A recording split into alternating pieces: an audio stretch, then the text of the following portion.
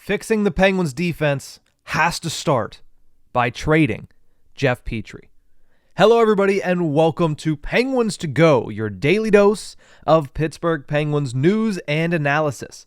You can find us on YouTube at Inside the Penguins or anywhere you get your podcasts from.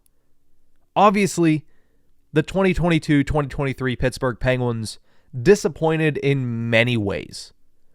Missing the playoffs for the first time since 2006 is probably the icing on the cake for what was a disappointing season for the Pittsburgh Penguins. Not to say that it was all negative, but at the end of the day, the goal is to make the playoffs and make a run at a Stanley Cup. And the Penguins just flat out didn't do that. As a result, Ron Hextall's gone, Brian Burke's gone, Chris Pryor's gone, and I'm not going to be surprised when a handful of names, players at this point, are also gone in a couple months. One name that should join that list is Jeff Petry. Jeff Petry's first season in Pittsburgh failed to meet the expectations that were brought on him when he was traded here. It took a while for him to get adjusted to the new team, which I don't blame him. I don't blame any player for that, because when you've played for one team for so long, like he did in Montreal, to come over to a new team, a new program, a new defensive structure, a new defensive partner, it's going to take some time.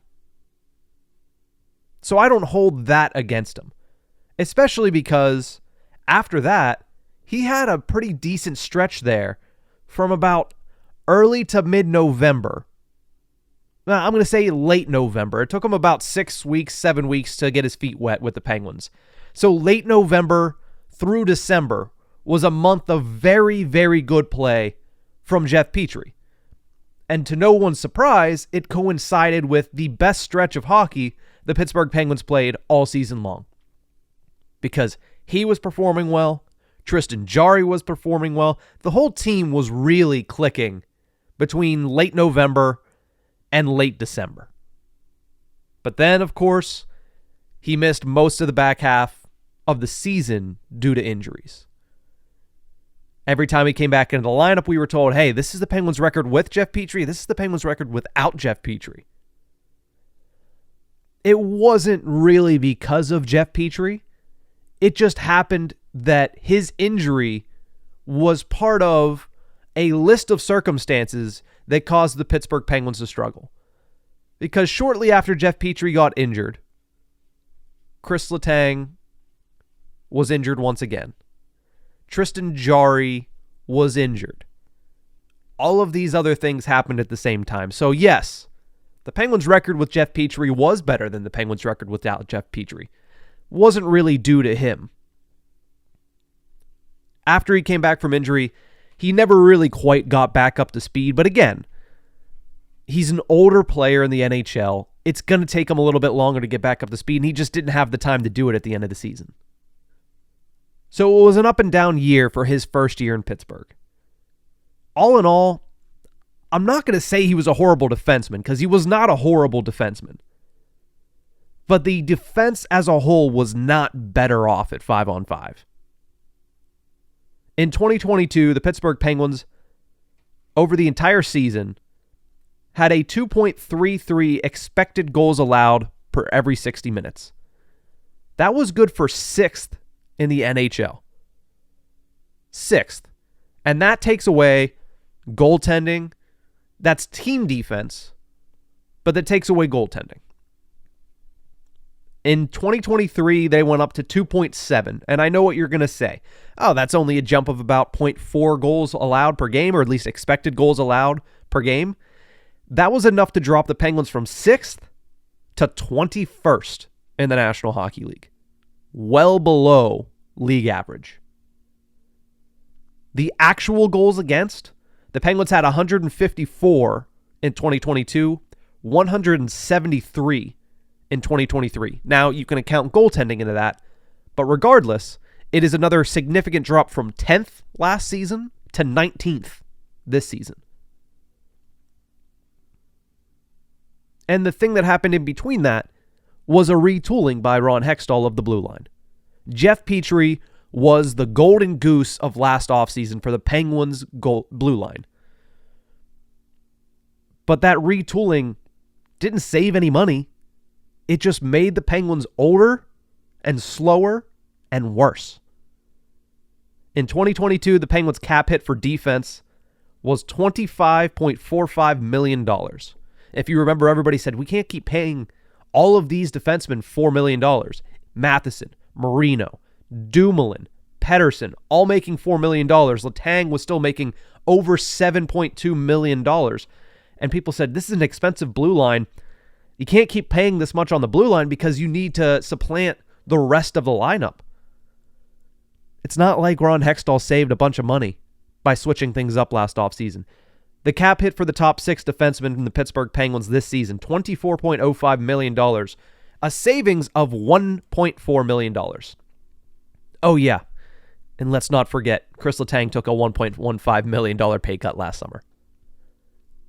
So really, the only effective changes, not financial, did not get better on the ice. You just got older and slower. And Jeff Petry was the centerpiece of that. I will say the strategy behind bringing Petry in was sound, right? The purpose, besides obviously the truculence and big body defensemen while still being able to move the puck, all the stuff we were peddled last season by Brian Burke, mainly because Ron Hextall didn't talk that much to the media. But Brian Burke in the media last summer was saying, we want to get bigger on the backside, protect our net front better. Didn't happen. And still be able to move the puck. It didn't, in practice, work out. But the strategy behind Petry himself was sound. Get somebody that has been a minutes eater somewhere else to come in, play the right side under Chris Letang, and lower his ice time to a more human level.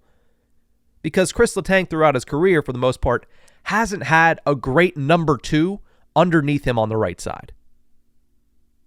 At least not somebody with the pedigree of Jeff Petry. Jeff Petry was a top pairing defenseman in Montreal. They bring him to Pittsburgh, say you're in a reduced role, I put that in air quotes, to try and take some of the load off of Chris Letang because they're trying to protect their investment. They just signed him for 6 years at $6 million.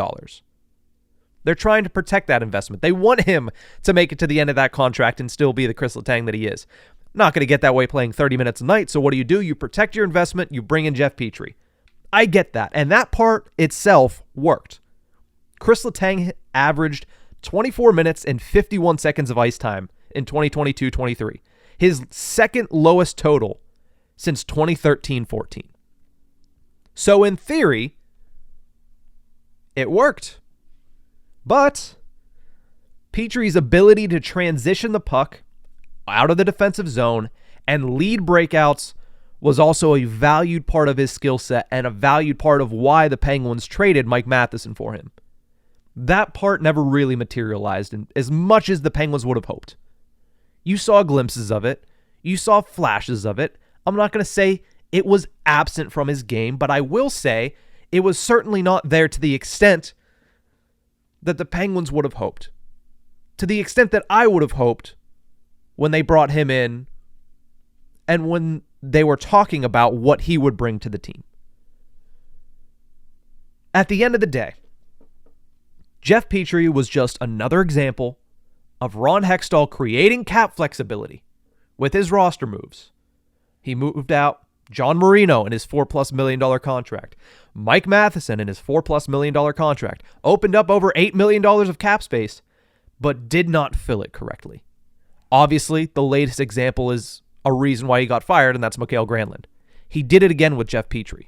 Now, Petry, much more valuable than Mikael Granlund all season long. That's not saying much. Looking back, hindsight is 2020, but Jeff Petry took the place of John Marino in 2022-23. I know he was traded for Matheson, but he took the roster spot of John Marino, played in the position of John Marino. Let's compare those two players. Petry played 61 games, Marino 64. So both of them, similar sample size. Petry outscored Marino, had 31 points. Marino had 18. But shot attempts, 51.84% for Petry, 52.81% for Marino. Slightly better. Actual goals for versus goals allowed. When on the ice at 5-on-5, Jeff Petry and the Penguins scored 51 goals and allowed 49. Marino didn't create as much offense when on the ice, 44 goals, so 7 less than Petry at 5-on-5, but also allowed 12 less goals at 5-on-5 in 3 more games played. Allowed only 37 goals as a member of the New Jersey Devils this season. Now, again, goaltending comes into play there. Not going to say Vitek Vanacek and Mackenzie Blackwood were that much better throughout the entire season. I will say the Devils defensively were much better than the Pittsburgh Penguins the entire season.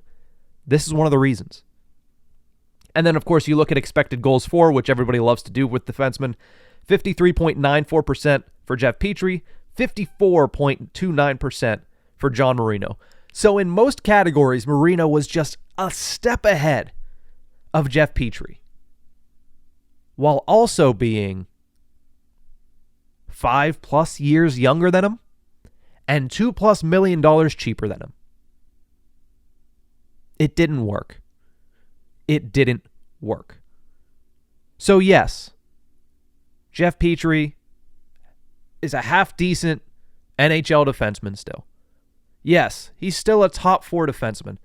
At his age, for what he brings, for what he's getting paid, the Pittsburgh Penguins should move on. They're going to need to retool this defense. I told you how much their analytics dropped, how much their statistics dropped, their performance dropped.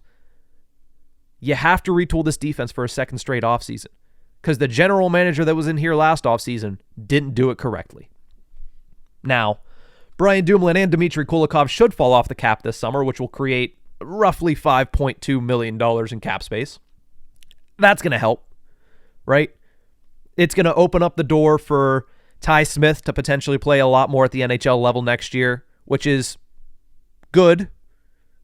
Hopefully create some offense, speed up the back end of the Penguins' blue line.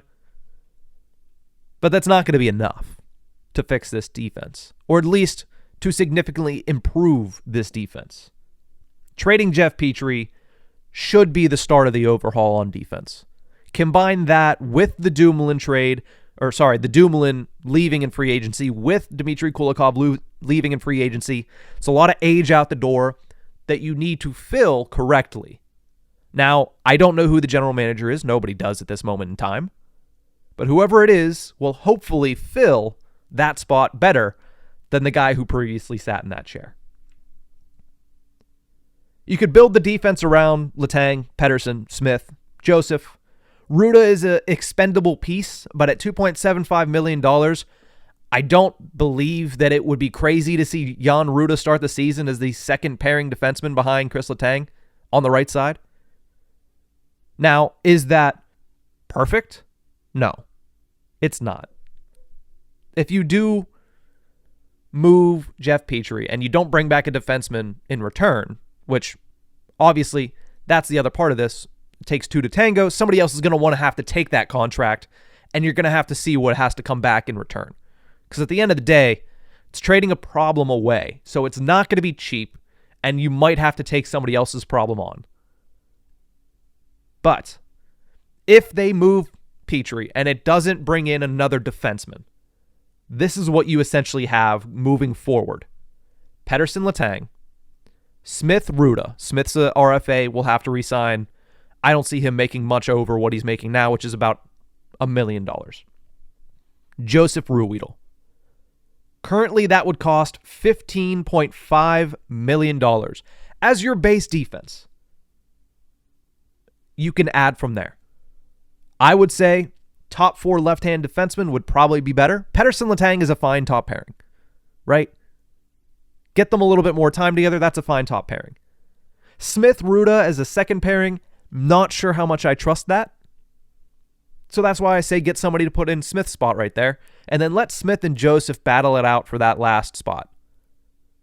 Maybe find another league min, $1 to $2 million defenseman on a short-term deal to fill Ruhwedel's spot. But what I'm saying is that's a $15 million base, $10 million under what you're doing now, and you add from there. It's not much worse than what you saw in 2022-23.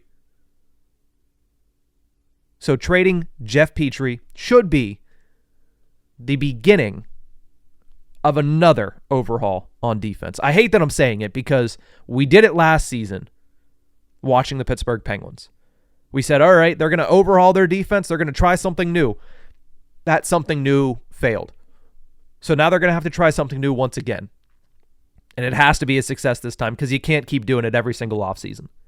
Better goaltending will help. I'll say that as well. Because we know Tristan Jarry, apart from a couple of stretches during the season, was not good enough. Casey DeSmith, as a starter, was not good enough when he was filling in for Jarry. So better goaltending will help.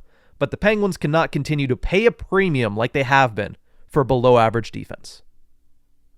That's going to be it for this episode of Penguins to Go. Thank you guys so much for tuning in. Remember, you can find us on YouTube at Inside the Penguins. Make sure you subscribe, like the video if you're watching it currently, turn on notifications because we have content coming out every single day, even in the off season. Or if you don't like watching on YouTube, you can listen to us anywhere you get your podcast from. But that's it for this one. Have a good Wednesday, Pens fans.